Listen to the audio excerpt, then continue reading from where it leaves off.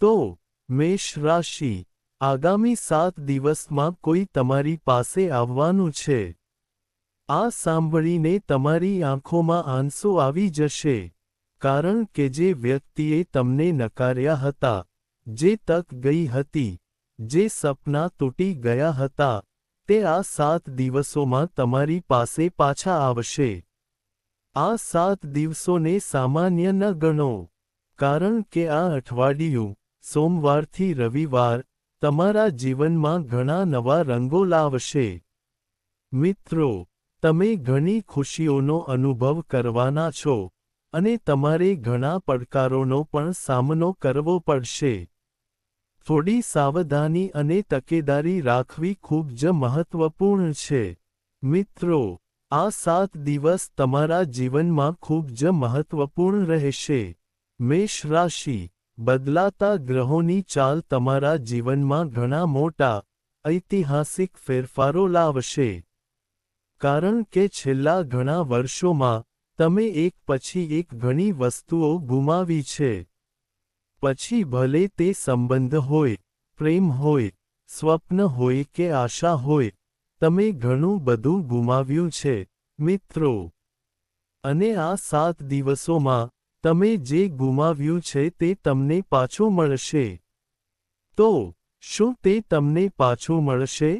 હું બધી વિગતો આપીશ. આ 7 દિવસો દરમિયાન તમારું સ્વાસ્થ્ય કેવું રહેશે? તમારું પ્રેમ જીવન કેવું રહેશે? તમારું લગ્ન જીવન કેવું રહેશે? તમારે કયા પગલાં લેવા જોઈએ? આ સમય તમારા કરિયર માટે કેવો રહેશે? કોર્ટ કેસ હોય કે વિદેશી બાબતો, મિત્રો, હું તમને જરૂરી બધી માહિતી એકદમ સચોટ રીતે આપીશ. મિત્રો, આ વખતે ગ્રહોનું સ્થાન સામાન્ય નહીં હોય. જેમ કે મેં તમને મહિનાની શરૂઆતમાં કેટલીક મહત્વપૂર્ણ બાબતો કહી હતી, અને તમે પહેલાથી જ તેની અસરો જોવાનું શરૂ કરી દીધું હશે. તો, હવે તમારું સંપૂર્ણ ધ્યાન અહીં હોવું જોઈએ, મિત્રો. તમારા ચાર્ટ અનુસાર, જો તમારી ચંદ્ર રાશિ મેષ અથવા મિત્ર છે, તો તમારો લગ્નનો ગ્રહ છે. જો તમે પણ મેષ રાશિના છો, તો તમે ચોક્કસપણે આ જોઈ શકો છો, મિત્રો. હવે હું તમને સંપૂર્ણ અને સચોટ માહિતી આપીશ કે તમારે કયા પગલાં લેવા જોઈએ જેથી મિત્રો, તમારા જીવનમાં તમે જે ઉતાર ચઢાવનો સામનો કરી રહ્યા છો, તમે આ જીવનમાંથી કેવી રીતે બહાર નીકળી શકો છો જે ક્યાંક અટવાયું છે, હું તમને બધું કહીશ. મેષ રાશિના લોકો, આ 7 દિવસને હળવાશથી ન લો. આવો, હું તમને એક પછી એક બધી માહિતી આપીશ. કૃપા કરીને બાકીના વિડીયોને લાઇક કરો અને સાચા હૃદય અને સાચી ભક્તિ સાથે કોમેન્ટ બોક્સમાં 3 વખત જય શનિદેવ લખો. મિત્રો, અને મને કહો કે હું તમને જે વાતો કહી રહ્યો છું તે તમારા જીવનમાં બની છે કે નહીં. મને કહો કે તે કેટલી સચોટ છે. જુઓ, તમારી રાશિ મેષ છે. મેં તમને આ વાતો કહી છે કે મેષ રાશિના લોકો, મેષ રાશિના બધા લોકો, હાર માનનારા લોકો છે. એનો અર્થ એ કે તેઓ તેમની બધી મનપસંદ વસ્તુઓ છોડી દે છે. તમારી સાથે જોડાયેલા બધા મિત્રો, જે મને લાગે છે કે આ મારી વસ્તુઓ છે, તે મહત્વપૂર્ણ છે. તેથી જ્યારે તમારા સન્માનની વાત આવે છે, જ્યારે તમારા મિત્રો અને પ્રિયજનોની વાત આવે છે, ત્યારે તમે તમારી માલિકીની દરેક વસ્તુનું બલિદાન આપો છો. તમારામાંથી ઘણા તો તમારી મિલકતનું પણ બલિદાન આપો છો. તમારામાંથી ઘણા લોકો તમારા સપનાઓનું બલિદાન આપે છે. તમે સંબંધોનું પણ બલિદાન આપો છો. પણ હવે, મિત્રો, જે ખોવાઈ ગયું હતું તે પાછું મળવાનું છે. આવું કેમ છે? જુઓ મિત્રો, આ અઠવાડિયે, કેતુ, ગયા વર્ષે નવેમ્બર મહિનાની આસપાસ કેતુ તમારી પાસે આવ્યો ત્યારથી, મિત્રો, તમારું જીવન એવી રીતે ચાલી રહ્યું હતું કે એવું લાગતું હતું કે મિત્ર, આ મારા માટે ખાસ છે, આ મારું પોતાનું છે. એ જ વ્યક્તિ તમારાથી દૂર થઈ ગઈ છે. જે વ્યક્તિ પર તમે આશાઓ રાખી હતી તે વ્યક્તિ દૂર થઈ ગઈ છે. તમારા પોતાના લોકોએ તમને દગો આપ્યો છે. તેમની સાથે પણ કેટલાક નજીકના સંબંધો હતા. ધીમે ધીમે અલગતા થવા લાગી, અંતર આવવા લાગ્યું.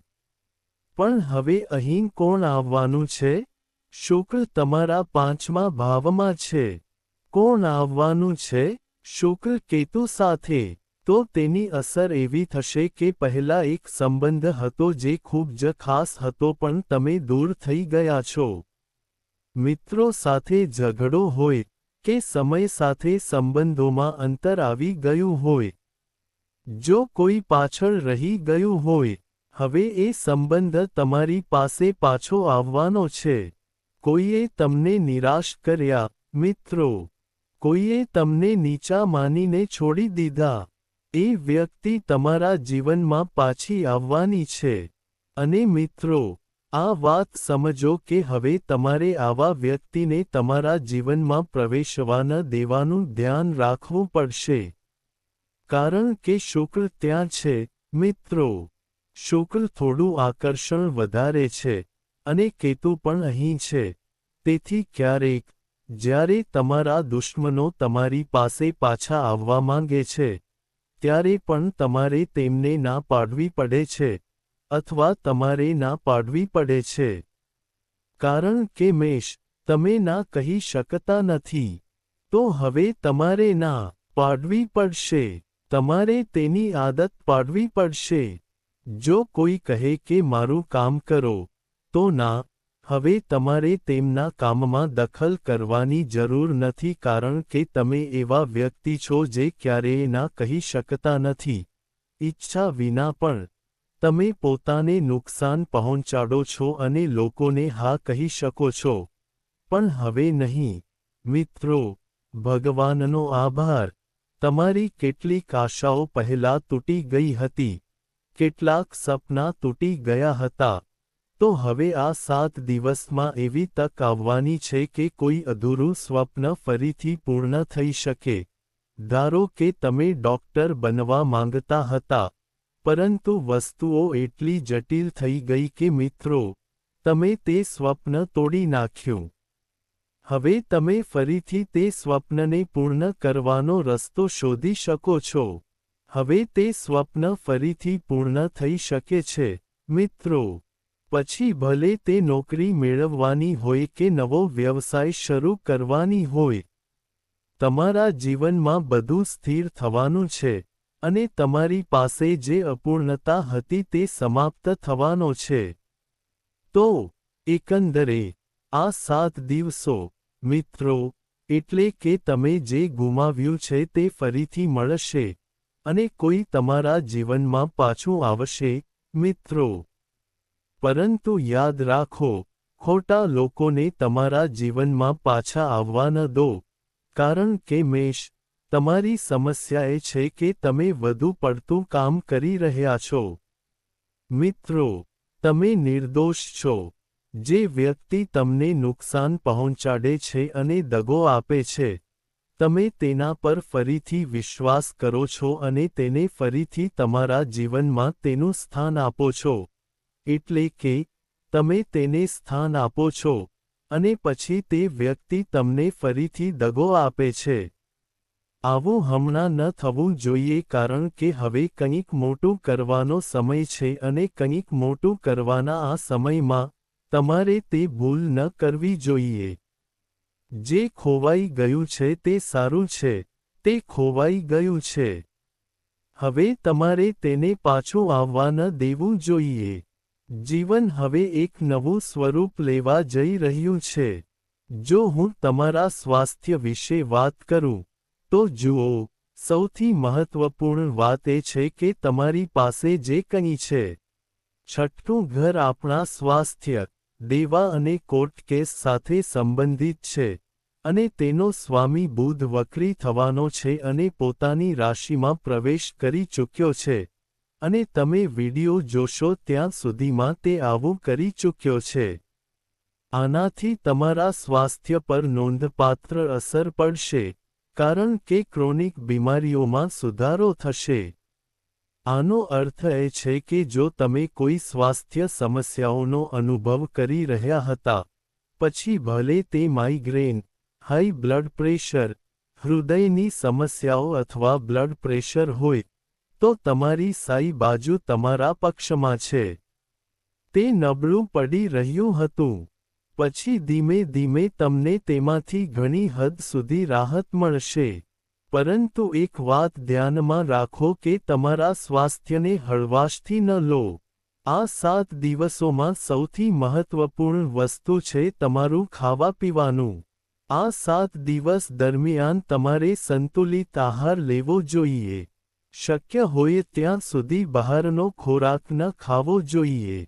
નહીં તો તમને પેટ સંબંધિત સમસ્યાઓ થઈ શકે છે. તમારે તમારી આંખો પર વધુ પડતો ભાર ન મૂકવો જોઈએ.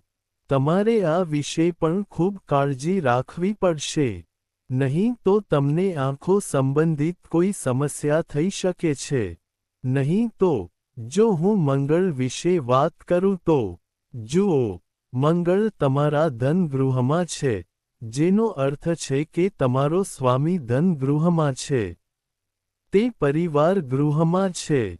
તો, આ અઠવાડિયે થોડા સમય માટે ચૂપ રહો. હા, આ અઠવાડિયે શક્ય તેટલું ચૂપ રહો કારણ કે જો તમે બોલશો તો ઝઘડો થઈ શકે છે, મિત્રો, કારણ કે તમે ક્યારેય તમારા મનને દબાવતા નથી. જેનો અર્થ છે કે કંઈક ખોટું થાય છે, મિત્રો. તો, મેષ રાશિના લોકો ખોટું સહન કરી શકતા નથી. મિત્રો, ક્યારેક તમારા જીવનમાં, તમારો આક્રમક સ્વભાવ પણ વધુ સમસ્યાઓ ઊભી કરે છે. તેથી, થોડા સમય માટે ચૂપ રહો અને વસ્તુઓ આપમેળે સારી થઈ જશે. તાત્કાલિક નિર્ણયો ન લો. આ વાત પણ ધ્યાનમાં રાખો. આ અઠવાડિયે ધન ગૃહમાં મંગળની સ્થિતિ ઘણી સારી છે અને મિત્રો, યોગો એવી રીતે બની રહ્યા છે કે હવે તમારે બચત પર વધુ ધ્યાન આપવું જોઈએ. જો તમે પૈસા કમાઈ રહ્યા છો, તો મિત્રો, તમારે ચોક્કસપણે તમારા પગારમાં ચોક્કસ રકમ ઉમેરવી જોઈએ કારણ કે ખર્ચ વધી રહ્યો છે. મિત્રો, ખર્ચ ખૂબ વધી રહ્યો છે. છેલ્લા કેટલાક સમયમાં તમારે ન ઈચ્છતા સમયે પણ ખર્ચ કરવો પડ્યો હતો. પછી ભલે તે હોસ્પિટલમાં હોય કે ન ઈચ્છતા સમયે પણ કંઈક ખરીદવું પડ્યું હોય. તો મિત્રો, અત્યારે તમારે ખર્ચ થોડો ઓછો કરવો પડશે અને પૈસા બચાવવા પડશે. તમારે બચત પર ધ્યાન આપવું પડશે. મિત્રો, શનિ તમારા 12મા ભાવમાં છે.